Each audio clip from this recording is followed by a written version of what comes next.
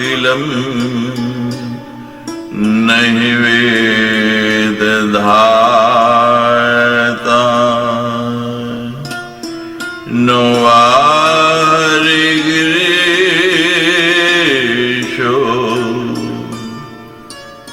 नहि च अपि अनंत अंशांशिकापिते किमुतन्यदेवा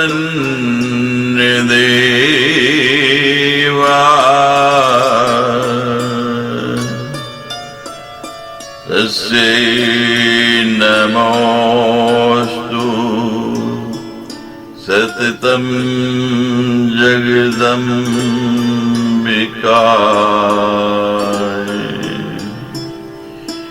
यद्पद पंकज रजे समवापि विश्वम् ब्रह्मा सृजति दिनं च विभर्ति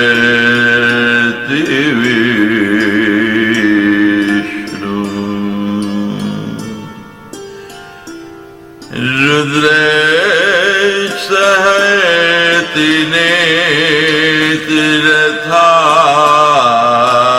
समर्था तस्यै नमोऽस्तु सततं जगदम्बिकाय तस्यै नमोऽस्तु सततं जगदम्बिकाय तस्यै नमोऽस्तु सततं जगदम्बिकाय।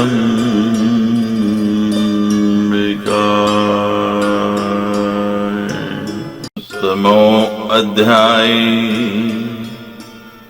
नारद उवाच श्रुतं सहस्रं नामाख्यं श्रीगायत्रीफलप्रदम् स्तोत्रं महानतिकरम्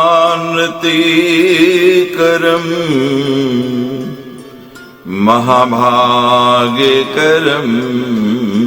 परम् अधुना श्रोतुमिच्छामि दीक्षालक्षणम् उत्तमम् विना येन न सिद्धेत देवी मंत्रे अधिकारिता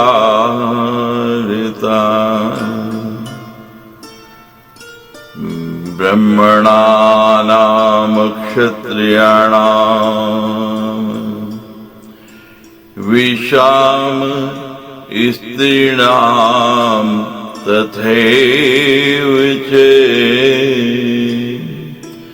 सामान्यविधिना सर्वं विस्तरेण वद प्रभो। हे भगवान, नारद जी कह रहे हैं, मैंने यह श्री गायत्री देवी का सहस्त्र नाम संज्ञक श्रेष्ठ फल प्रदान करने वाला, महान उन्नति की प्राप्ति कराने वाला तथा महान भाग्योदय करने वाला स्तोत्र सुन लिया।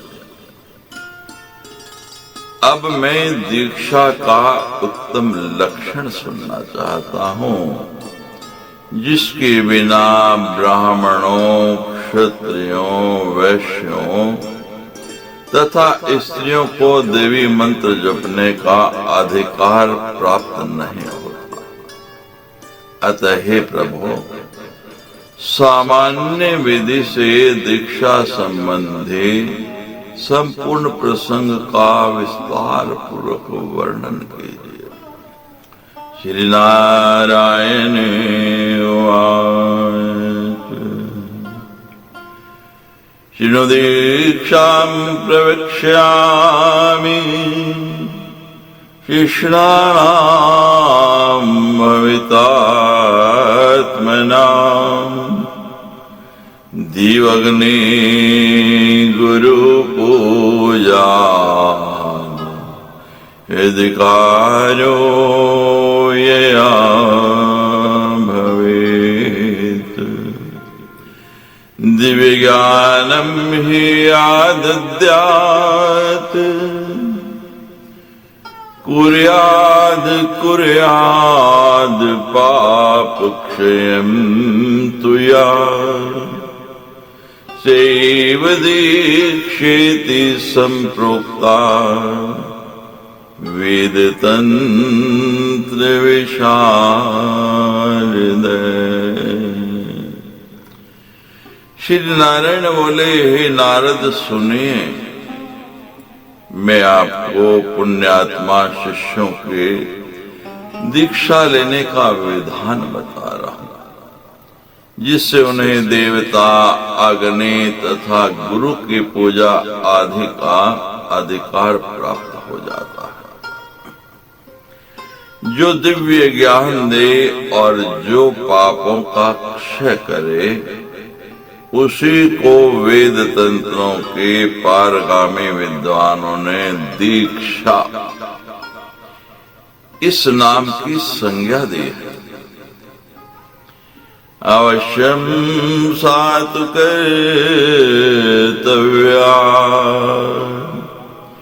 ये तो बहु फलमता। गुरु शिष्यावभावत्र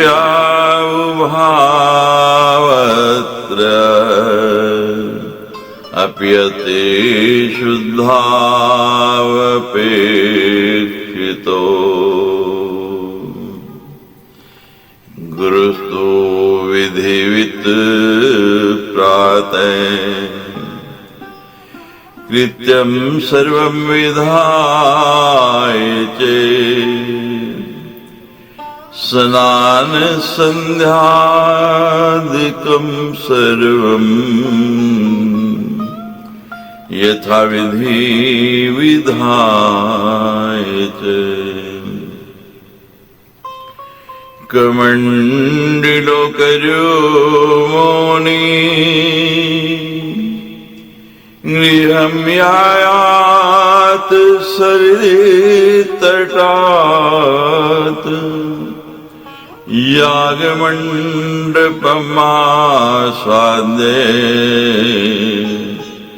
विषेतदासने वरे।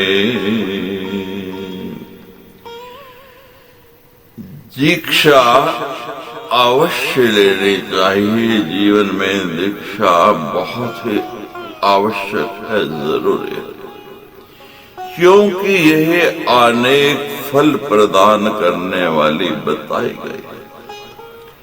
इस दीक्षा ग्रहण कार्य में गुरु तथा शिष्य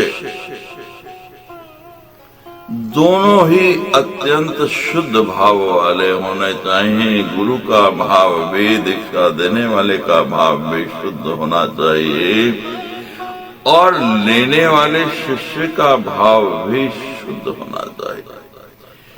गुरु को चाहिए कि प्रातःकालीन संपूर्ण कृत्य विधिवत संपन्न करके उन्हें विधान के अनुसार स्नान तथा संध्या आदि करने के अनंतर हाथ में कमंडलू लेकर मौन भाव से नदी तट से घर पर आए और यज्ञ मंडप में पहुंचकर वह एक उत्तम आसन पर बैठ जाए।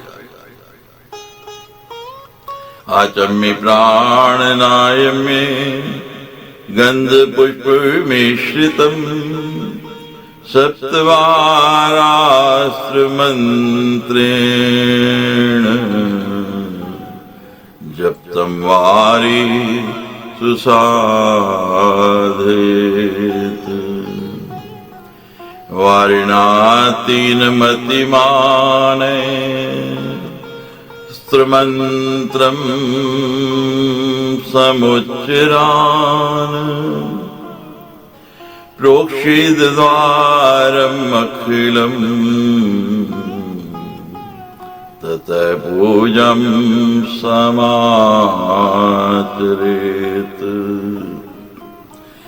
तदनंतर आचमन तथा प्राणायाम करके ओम फट इस अस्त्र मंत्र को 7 बार जपते हुए गंध और पुष्प से मिश्रित जल को अभिमंत्रित करे।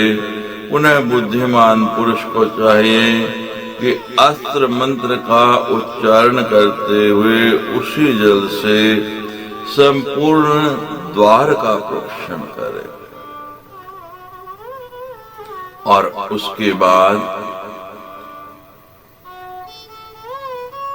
उसी के जल से पूजन करे। ऊर्ध्वोधूम्रके देवं गणनाथं तथा श्रियं सरस्वतीं नाम मंत्रे पूजेद गंध पुष्पकै। द्वार दक्षिण शाखायं गंगा विघ्नेशमर्चित द्वारस्य वाम शाखायं क्षेत्रपालं तु सूर्यजाम् देहल्यं पूजेदस्त्र देवतामस्त्रमन्त्रते सर्वं देवीमयं दृश्यम् इति सचिन्त्य पर्वते। दरवाजे के ऊपरी भाग में भगवान गणेश, लक्ष्मी तथा सरस्वती का पूजन नाम मंत्रों का उच्चारण करते हुए गंध तथा पुष्प आदि अर्पित करके करना चाहिए। तत्पश्चात द्वार की दक्षिण शाखा में भगवती गंगा और विघ्नेश्वर गणेश की एवं द्वार की वाम शाखा में क्षेत्रपाल तथा सूर्यपुत्री यमुना की पूजा करनी चाहिए। इसी प्रकार देहली पर अस्त्र मंत्र से अस्त्र देवता की पूजा करे। सब और ऐसी भावना करे कि संपूर्ण दृश्य जगत देवी में ही है। दिव्यानुसारेद विज्ञानास्त्र मंत्र जपेन तु अंतरिक्ष गतान विधनान पादघाते सुभूमिगान। पुनः अस्त्र मंत्र के जप द्वारा देवी विघ्नों का उच्छेद करे और पद के आघातों से अंतरिक्ष तथा भूतल के विघ्नों का अपसारण करे। वाम शाखन सक्षिण पश्चाद प्रविक्षेण दक्षिण अंघ्रिणा प्रविश्य कुंभम संस्थाप्य सामान्यर्घं विधाय च 3-4 जलीनापि नैऋत्यां दिशि पूजेत वस्तुनाथं पद्मयोनिं गन्धपुष्पाक्षतादिभिः। इसके बाद द्वार देश की बाईं शाखा का स्पर्श करते हुए पहले दाहिना पैर रखकर मंडप में प्रवेश करे।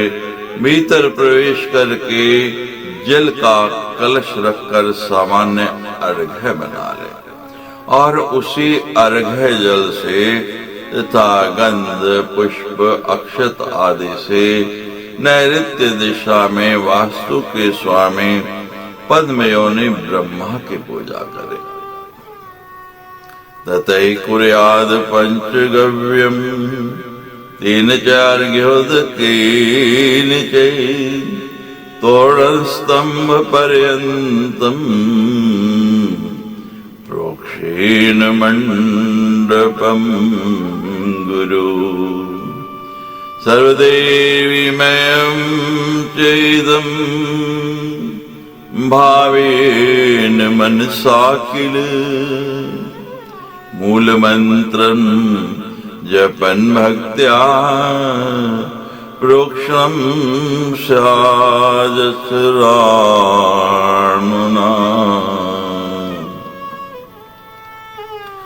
तत्पश्चात पंचगव्य बनाना चाहिए और पुनः गुरु का उस पंचगव्य तथा अर्घ्य जल के द्वारा तोरण से लेकर के स्तंभ तक उस मंडप का प्रोक्षण करना चाहिए। उस समय मन में यह भावना करे कि यह सब कुछ देवीमय है। भक्ति पूर्वक मूल मंत्र का जप करते हुए अस्त्र मन से प्रोक्षण करना चाहिए। शर मंत्रम समोचारे ताड़ेन मंडपक्षमा हुम मंत्रम तु समोचारे कुर्यादभ्यक्षुणं तते धूपेद्यन्त्रं धूपे विकिरान् विकिरेतते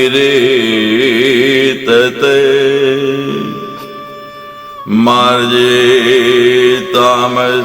मार्जन्या कुश निर्मितया पुनः ईशाने दिशि तत् पुण्यं किता संस्थापेन मुने पुण्यवाचनं कृत्वा दीनानाथांश्च तोषयेत्।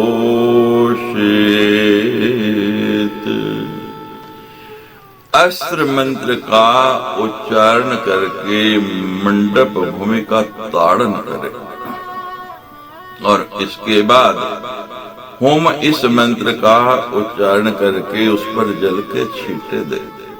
तदनंतर धूप आदि सुगंधित पदार्थों से धूपित करे और विघ्न की शांति हेतु जल चंदन सरसों अक्षत दुर्वा और भस्म वहां विकिरित कर दे। पुनः कुश की निर्मित मार्जनी से उसका मार्जन करे। हे मुने, उन मार्जित द्रव्यों को एकत्र करके ईशान दिशा में किसी उचित स्थान पर रख दे। तत्पश्चात पुण्य वाहन करके दीनों और अनाथों को संतुष्ट करे। विशीन विद्रावासिने पश्चात् नमस्कृत्य गुरुं निजम् प्राङ्मुखो विधिवत्या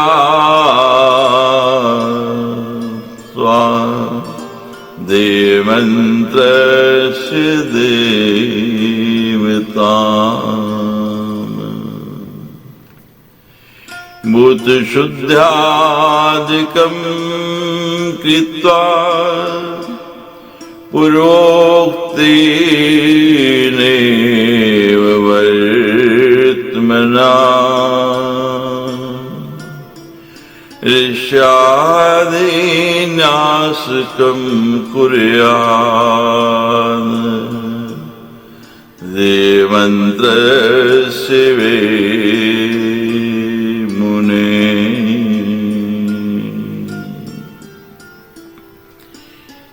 इसके बाद पूर्व दिशा की ओर मुख करके कोमल आसन पर बैठना चाहिए और अपने गुरु को नमस्कार करके देव मंत्र के देवता का विधिवत ध्यान करना चाहिए। हे मुने, पूर्वोक्त विधि से ही भूत शुद्धि आदि क्रिया करके देव मंत्र के ऋषि आदि का न्यास करना चाहिए। निसन्मुनिं तो शिरसि मुखे छन्दे समीरितम् देवतां हृदयं भोजे गुह्यबीजं तु पादयो शक्तिं विन्यस्य पश्चात् तालत्रयैव दातते दिग्बन्धं कारयेत पश्चात् चोटिकाभित्रिनिर्नर। मस्तक में देव मंत्र के ऋषि का, मुख में छंद का, हृदय कमल में देवता का, गुहे में बीज का और दोनों पैरों में शक्ति का न्यास करके 3 बार ताली बजाए। और साधक पुरुष को चाहिए कि 3 बार चुटकी बजा करके दिग्बंध करे। प्राणायामं तते कृत्वा मूलमन्त्रमनुस्मरन् मातृकां विनिषेधे तत्प्रकारे तथोच्यते। ॐ नमैति प्रोच्ये न्यशेष श्रीमन्त्रवत् एवमेव तु सर्वेषु न्यसेस्थानेषु वे मुने। तत्पश्चात प्राणायाम करके मूल मंत्र का स्मरण करते हुए अपने देह में मातृका न्यास करना चाहिए। उसकी विधि इस प्रकार बताई जा रही है। हे मुने, मंत्रविद को चाहिए कि ओम अम नमः, ओम अम नमः का उच्चारण करके सिर में मातृका न्यास करे। उसी प्रकार शरीर के सभी अंगों में न्यास करे। मूलमंत्रं षडंगं नसेदंगशु सत्तमे अंगुष्ठदिष्वंगुलीषु हृदयादिषु च क्रमात्। नमे स्वावषड्युक्ते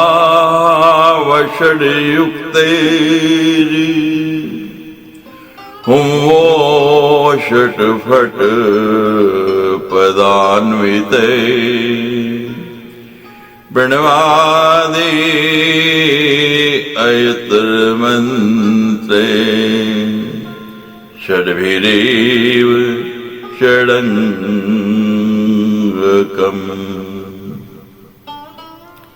वर्णन्यासादिकं पश्चान् मूलमन्त्रस्य योजयेत् स्थानेषु तद्कल्पोक्ते तश्रुतीन्यास विधि संवृते। श्रेष्ठ पुरुष को चाहिए कि अंगुष्ठ आदि उंगलियों और हृदय आदि अंगों में क्रमशः मूल मंत्र से षडंग न्यास करे। नमः स्वाहा वषट हुम, वषट और फट इन पदों के साथ ओम लगे हुए 6 मंत्रों से ही षडंग न्यास करना चाहिए। तदनंतर दे मूल मंत्र के वर्णों से तदत कल्पित स्थानों में न्यास करे। यही न्यास की विधि कही गई है।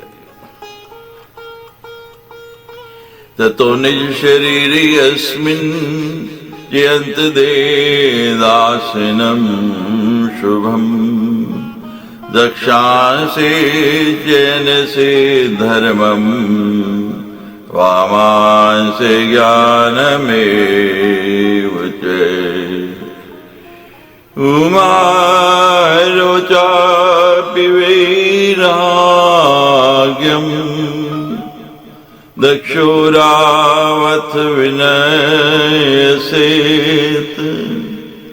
ऐश्वर्यं मुखदेशितो मुनि ध्यायेद अर्धकम्। युवामिपाश्विनाभिदेशे दक्ष पार्श्वे तथा पुनः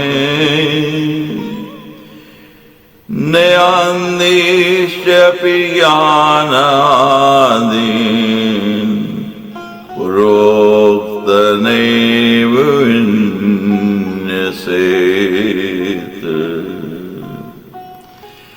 तदनंतर आपने इस शरीर में एक पवित्र आसन की भावना करनी चाहिए।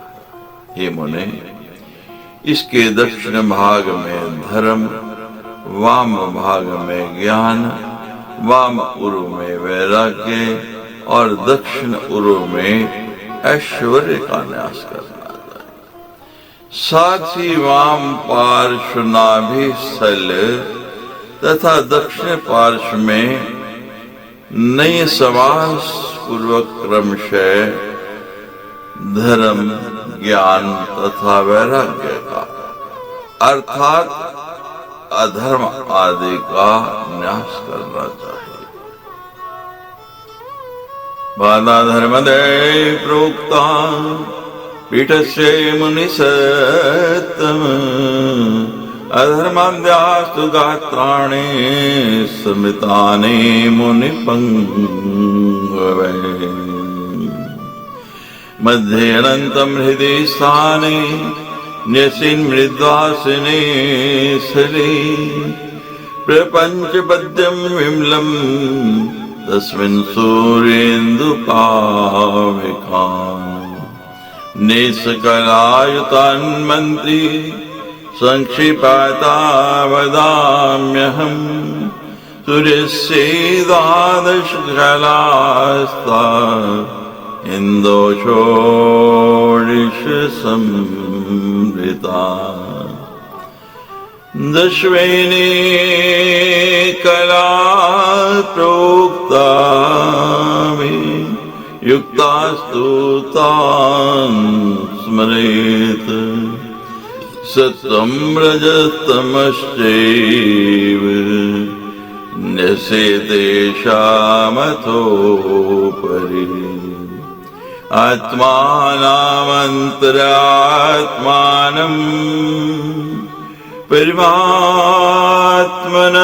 एव च ज्ञानात्मनं न्यसेद्विद्वान् हितं पीठस्य कल्पिना। ये मुनि उस आसन के ये धर्मादि पाए कहे गए हैं तथा मुनि श्रेष्ठों ने अधर्मादि को उसका शरीर बताया है। तत्पश्चात ऐसी भावना करे कि इस अत्यंत सुकोमल आसन के मध्य में हृदय है जिसमें भगवान अनंत विराजमान है। उन्हें उस अनंत में प्रपंच में विमल कमल का चिंतन करे और साधक को चाहिए कि उस कमल के ऊपर कला युक्त सूर्य चंद्रमा और अग्नि की भावना करे। अब मैं संक्षिप्त में उन कलाओं के विषय में बताता हूँ। सूर्य की 12 है, चंद्रमा की 16 है और अग्नि की 10 कलाएं कही गई हैं। उन कलाओं के साथ उन सूर्य आदि का भी स्मरण करना चाहिए। इसके बाद उनके ऊपर सत्व रज और तम का न्यास करना चाहिए। उन्हें विद्वान पुरुष को चाहिए कि उस पीठ को चारों दिशाओं में आत्मा, अंतरात्मा, परमात्मा और ज्ञान आत्मा का न्यास करे। इस प्रकार पीठ की कल्पना करनी चाहिए। अमुक स्नायनम इति मंत्राण साधके आसनं पूजित्वा तो तस्मिन् ध्यायेत् परम कल्पोक्त विधिना मंत्री दे मंत्रस्य देवता मानसे रूपचारे से पूजेताम यथा विधि। तदनंतर साधक पुरुष अमुकासनाय नमः इस मंत्र से शरीर रूपी आसन की पूजा करके उस पर परा अंबिका का ध्यान करे। इसके बाद मंत्रविद को चाहिए कि कल्पोक्त विधि से मानसिक उपचारों द्वारा दे मंत्र के देवता उन भगवती की विधि पूर्वक पूजा करे। मुद्रा प्रदर्शित विद्वान कल्पोक्त मोदकारिका याभिर्विताभिस्तु मोदो देव्यास्तु जायते। तदनंतर विद्वान पुरुष प्रसन्नता उत्पन्न करने वाली कल्पोक्त मुद्राएं प्रदर्शित करे, जिन्हें बनाकर प्रदर्शित करने से देवी को प्रसन्नता होती। श्री नारायण उवाच ततैस्वाम भाग्राग्रे षट्कोण परिवर्तुलम् चतुरस्त्रयुतं सम्यक् मध्ये मण्डलमालिखेत। मध्ये त्रिकोणं संलिख्ये शंखमुद्रा प्रदर्शयेत् षडङ्गानि च षट्कोणेषु वर्चे कुसुमादिभिः। अग्न्यादिषु तु कोणेषु षडङ्गार्चनम् आचरेत् आधार पात्रमादाय शंखस्य मुनिसत्तमः। अस्त्रमन्त्रेण सम्प्रोक्ष्ये स्थापयेद् तत्र मण्डले। मम वह्नि मण्डलायुक्ता ततो दशकलात्मने।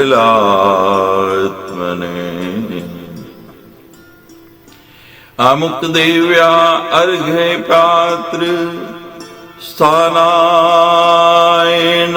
इत्यपि मंत्रो ये मुक्ते शंखासे आप्याधार स्थापने बुधे आधारि पूर्व आराधे प्रदक्षिणा क्रमेण तु दशवैनी कला पूजा वेहनी मंडल संस्थिता। श्री नारायण बोले, हे नारद, तत्पश्चात अपने वाम भाग के अग्र स्थान में षटकोण चक्र बनाए और उसके ऊपर एक गोल चक्र बनाए और उसके ऊपर चतुष्कोण मंडल के मध्य में त्रिकोण लिख करके शंख मुद्रा प्रदर्शित करे और 6 कोणों में 6 अंगों की पुष्प आदि से पूजा करे। हे मुनिश्रेष्ठ, अग्नि आदि कोणों में 6 अंगों का अर्चन करे। तत्पश्चात शंख रखने का पात्र लेकर फट इस अस्त्र मंत्रण से प्रोक्षण करके उसे मंडल में स्थापित करे। मम वहनी मंडलाय नमः मंत्र पढ़कर 10 कलात ने अमुक देव्या अर्धपात्र स्थानाय नमः इसका उच्चारण करना चाहिए। विद्वान पुरुषों ने शंख के आधार स्थापन के लिए यही मंत्र बताया है। आधार देश में पूर्व से आरंभ करके दक्षिण के क्रम से अग्नि मंडल में निवास करने वाले 10 अग्नि कलाओं की पूजा करनी चाहिए। ततो विमूलमंत्रेण रोक्षितं शंखमुत्तमम् सापि तत्र च आधारे मूलमन्त्रमनुस्मरन् अहं सूर्यमण्डलायुक्त्वा द्वादशान्ते कलात्मने अमुकदेवर्घ्यपात्राय नमित्ते उचेर्तय। तत्पश्चात मूल मंत्र द्वारा प्रोक्षित किए गए उत्तम शंख को वही आधार पर मूल मंत्र का स्मरण करते हुए रख देना चाहिए। फिर हम सूर्यमंडलाय नमः कहकर द्वादशान्ते कलात्मने औपदेवी अर्घ्यपात्राय नमः इस मंत्र का उच्चारण करना चाहिए। शं शंखाय पदं प्रोचे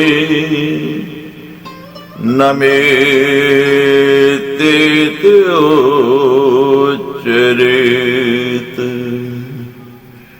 प्रोक्षेद तं शंखम् तस्मिन् द्वादश पूजयेत्। सूर्यस्य द्वादश कलातपन्न आदायत् क्रमम्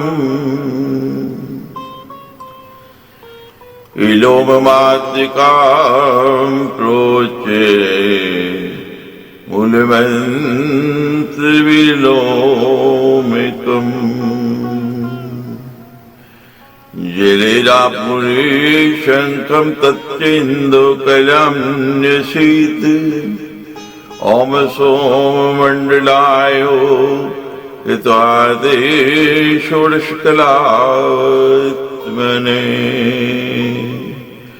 अमूर्कध्यामृतयेति हिन्मन्त्रान्तो मनुस्मृते पूज्येन मनुना तेन जलंतो श्रेणिमुद्रया।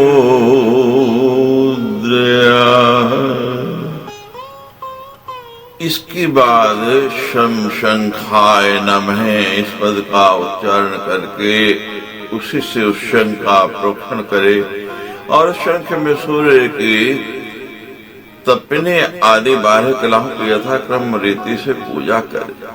फिर विलोम मात्रिका और विलोम मूल मंत्र का उच्चारण करके शंख को जल से भर दे और उसमें चंद्रमा की कलाओं का न्यास करे। ओम सम मंडलाय षोडश कलात्मने अमुकार्घ्य मृताय हृदय नमः। ये मंत्र का रूप बताया गया है। उसी मंत्र के द्वारा अंकुश मुद्रा से जल की पूजा करने। तीर्थान्यवाहित त्रैव्यपीष्ट कृतो जपेन्मुत्तम षडंगानि जलेन से हिदा संपूजित अर्पे। अष्टकृतो जपिन मूलम छाद्येन्मतस्य मुद्रया तथा दक्षिण दिग्भागे शंख से प्रोक्षणिम न्यसेत्। शंखाम्बुकिंचन निक्षिप्य प्रोक्षीति सर्वते पूजा द्रव्यम निजात्मानं विशुद्धं भावितते। वही पर तीर्थों का आवाहन करके 8 बार इस मंत्र का जप करना चाहिए। फिर जल में षडंग न्यास करके हृदयाय नमः इस मंत्र से जल का पूजन करना चाहिए। तत्पश्चात 8 बार मूल मंत्र का जप करके मत्स्य मुद्रा से जल को ढक दे। फिर दक्षिण भाग में शंख की प्रोक्षणी रखे। शंख से कुछ जल लेकर उसके द्वारा सब का प्रोक्षण करे। पूजन सामग्री और अपने शरीर का भी उस जल से प्रोक्षण करे। तत्पश्चात अपने शरीर की परम शुद्धि की कल्पना कर ले।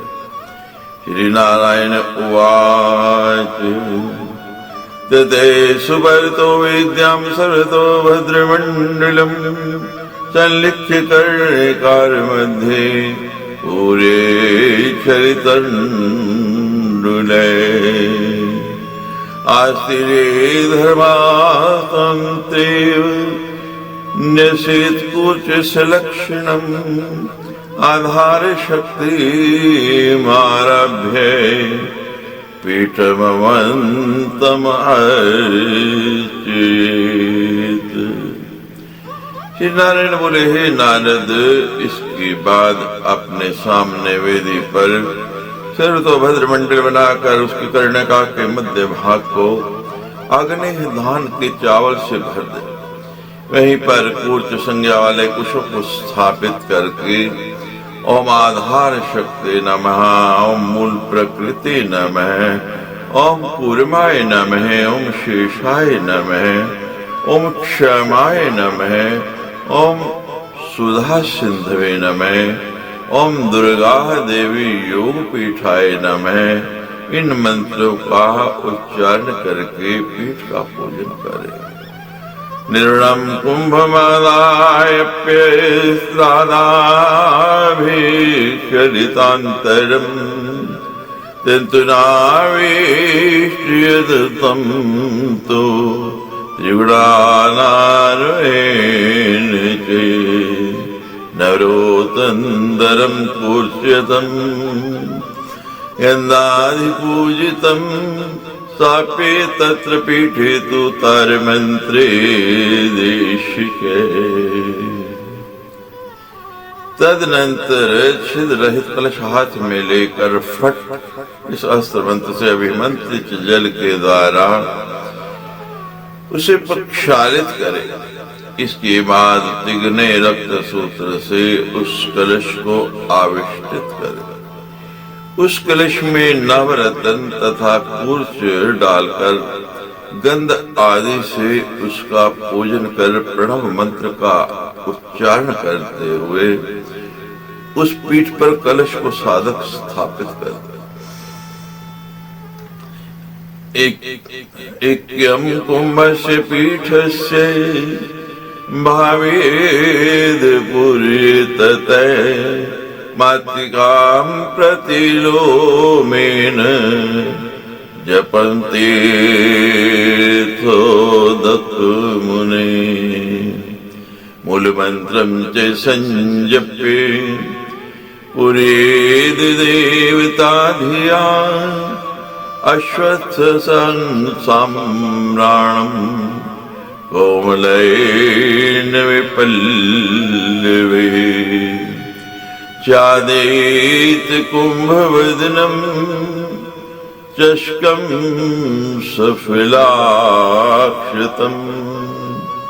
संस्थापित मतिमान वस्त्रयुग्मं वेष्टयेत्। हे मुने, तत्पश्चात कलश और पीठ में एक की भावना करे, फिर प्रतिलोम के क्रम से मातृका मंत्र का उच्चारण करते हुए तीर्थ के जल से उस कलश को भर दे। देव बुद्धि से मूल मंत्र का जप करके उस कलश को पूर्ण करे।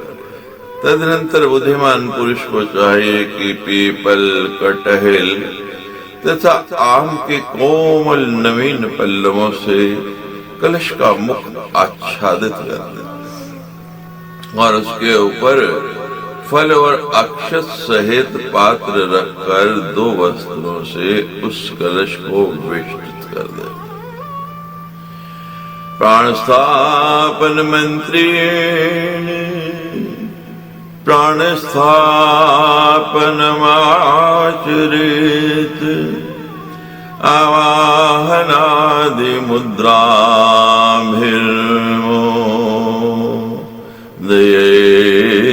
देवतां परम्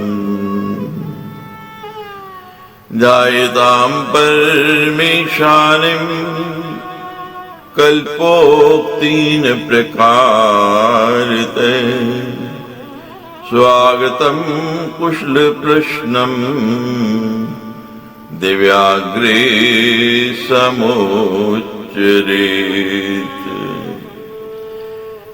तदनंतर प्राण प्रतिष्ठा के मंत्र से प्राण प्रतिष्ठा की क्रिया संपन्न करे। फिर आवाहन आदि मुद्राओं से परा देवता भगवती को प्रसन्न करे। इसके बाद कल्पोक्त विधि से उन परमेश्वरी का ध्यान करे और उन भगवती के आगे स्वागत तथा कुशल प्रश्न संबंधी वाक्यों का उच्चारण करे। पाद्यं दद्या ततोऽप्यर्घम् ततश्चयाश्वनेयकम् मधुपर्कं चैसाभ्यङ्गम् दिवे स्नानं निवेदयेत्। वाससी चेततो दद्याद् रक्तिक्षोमे सुनिर्मले नानामणि गणाकीर्णा अकल्पान् कल्पेत। तत्पश्चात पाद्य, अर्घ्य, आचमन, मधुपर्क और अभ्यंग सहित स्नान आदि देवी को निवेदित करें। इसके बाद उन्हें रक्त वर्ण वाले तथा स्वच्छ 2 रेशमी वस्त्र प्रदान करके नानाविध मणियों से जटित आभूषण कल्पित करने का। मनुना पुटितैर्वर्णे मातृकाय विधानते दिव्यांगेषु विन्यस्य चंदनादि समर्चयेत्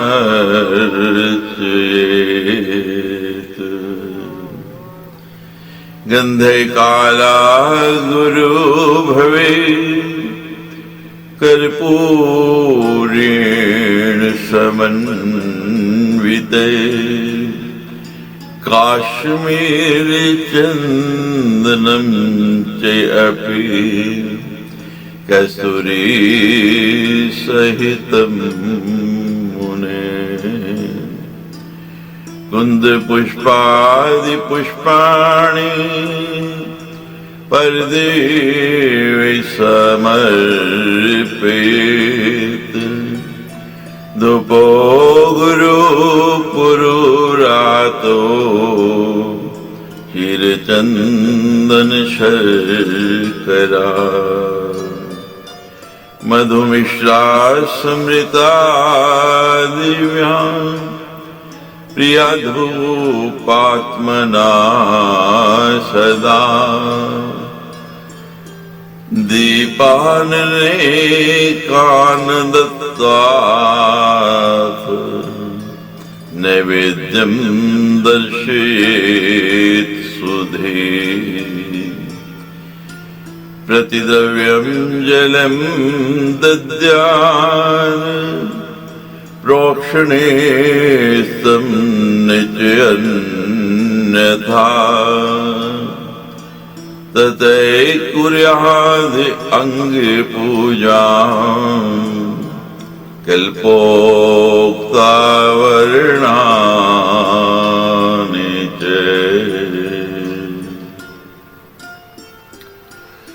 तदनंतर मंत्र पुटित वर्णों द्वारा विधि पूर्वक देवी के अंगों में मात्र का न्यास करके चंदन आदि उपचारों से भली भांति उनकी पूजा कर लेता है। हे मुने, काले अगरू तथा कपूर से युक्त गंध, कस्तूरी युक्त केसर, चंदन, कुंद पुष्प तथा अन्य प्रकार के पुष्प आदि परा भगवती को अर्पित करें। अगरू, गुग्गल, उशीर तथा चंदन के चूर्ण में शर्करा और मधु मिलाकर बनाया गया धूप देवी के लिए सदा अत्यंत प्रिय है। विद्वान पुरुष अनेक प्रकार के दीप प्रदर्शित करके देवी को नैवेद्य अर्पण करे। प्रत्येक पूजन द्रव्य में प्रोक्षणी में स्थित कुछ जल अवश्य छोड़े, अन्य जल का प्रयोग न करे। तत्पश्चात अंग पूजा तथा कल्पोक्त आवरण पूजा करे। सांगम देवमथाभ्यर्चे वैश्वदेवं ततैचरेत् दक्षिणे स्थण्डिलं कृत्वा तत्राधाय हुताशनम्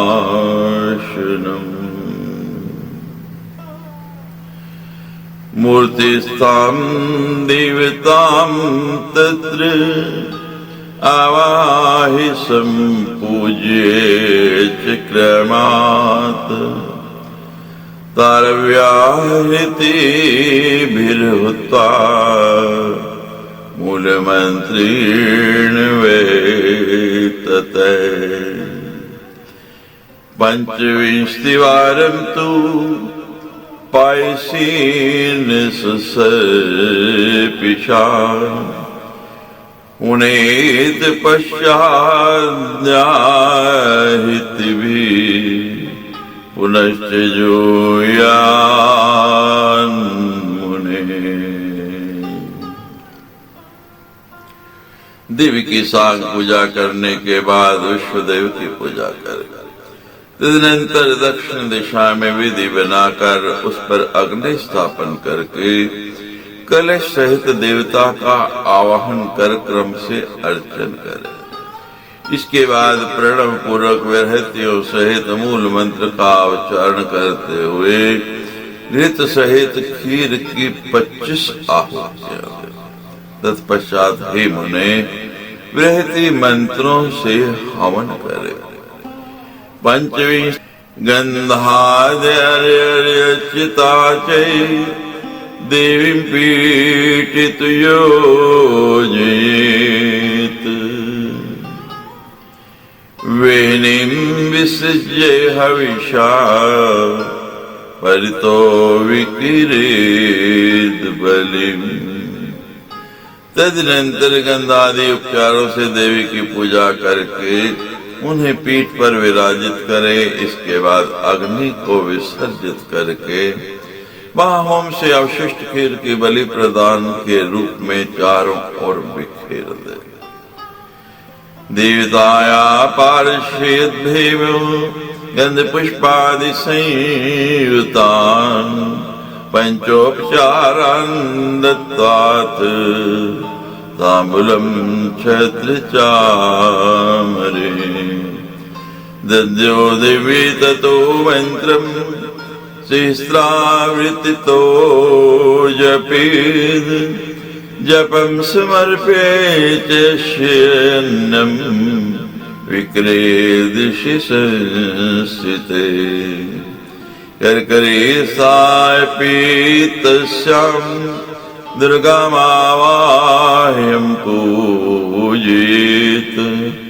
रक्ष रक्षेति चेच्चारे नालमुक्तेन वारिणा। अस्तमन्त्रं जपन् देशं सेचयेतु प्रदक्षिणम्। कर्करीं सापि स्थाने पूज्येच्चास्त्रदेवता। प्रधान देवता के पार्षदों को गंध पुष्प आदि से युक्त पंचोपचार अर्पण करके उन्हें तांबूल छत्र तथा चामर समर्पित करे। इसके बाद देवी के मंत्र का 1000 जप करे। परमेश्वरी को वह जप समर्पित करके ईशान दिग्भाग में स्थित विकिर के ऊपर करकरे करवा स्थापित करे और उसके ऊपर भगवती दुर्गा का आवाहन करके उनका पूजन करे। तत्पश्चात रक्ष रक्ष इस मंत्र का उच्चारण करते हुए उस करवे को टोंटी से जल गिराते हुए तथा फट मंत्र का जप करते हुए दाहिनी ओर के मंडप स्थान को सींचे। इसके बाद करकरी को अपनी जगह रख दे और अस्त देवता की पूजन करे। पश्चात गुरुस्तु शिष्येन सेवुञ्जीत वाग्यते तस्यां रात्रो तु तद्विद्यां निद्रां कुर्यात् प्रयत्नते। तदनंतर गुरु मौन होकर शिष्य के साथ भोजन करे और उस रात उसी वेदी पर प्रयत्न पूर्वक शयन करे। श्री सच्चे दरबार की जय।